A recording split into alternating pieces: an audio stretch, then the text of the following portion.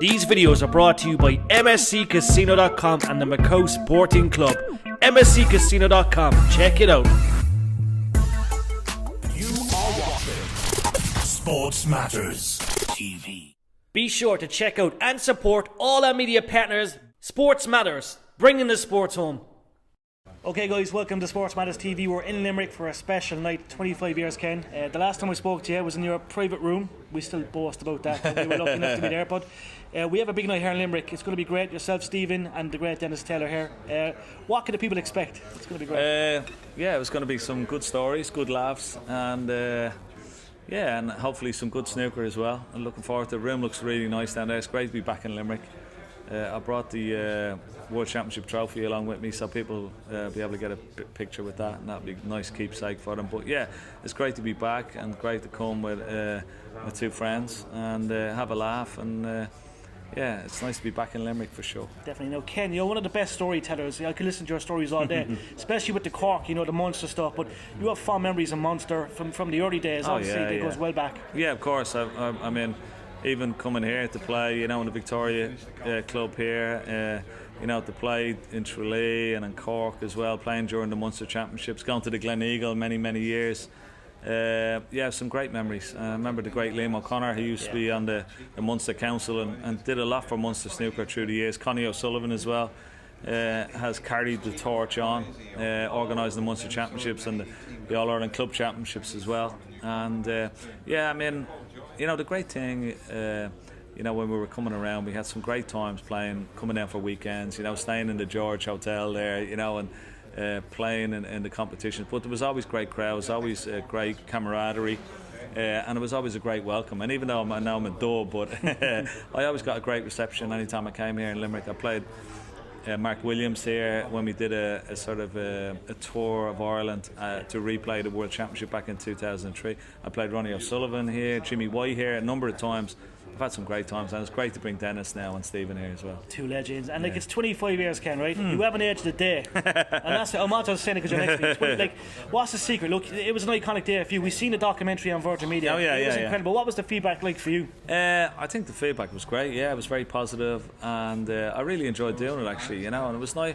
It'll be nice memories, and it was nice for it to get out on the mainstream TV. For, I suppose. A lot of people bring back a lot of memories, a lot of the footage and stuff like that, and there's stuff of dreams of coming back on the open top bus and through the city centre, with your friends and family on the bus. That's the stuff of dreams. You don't expect that for a snooker player. We've seen it for Olympians, Olympic champions, and for the footballers, particularly the national team. But for a snooker player, I didn't realise sort of how much of the imagination the whole country was caught up by winning that World Championship all those years ago. But it was fantastic. I loved every minute of it. And I mean, the opening of an envelope, I was there with the cup that year, and I brought it with me tonight. So it's fantastic, yeah. And I'm just sort of, because it was 25 years, I wanted to do something special and bring special people with me as well. I think that's very important. So we're here tonight. We're going to be in Tralee on Sunday and then finish up in Dublin on Tuesday. The people of Ireland are lucky to have it. And you mentioned the memories. I know Fergie, a good friend, Sir Alex. Yeah. What's your take on United? Look, I have to mention the football side because I know you're die-hard United. But is the new guy going to be the man to sort that I don't know much about him, to be honest. I'm hoping so. I mean, he's got his own ideas. He comes from a very sort of rich sort of football sort of culture in Holland with Ajax as well. He's got some good experience working in Germany and stuff like that. So I don't know. I hope it can't be any worse. No, let's look at the positive side. Can't be any worse. And I've been getting to a few of the games while I've been in, and I was at the Liverpool game at Old Trafford, which was probably the most depressing game I was ever at. But I went to the Tottenham game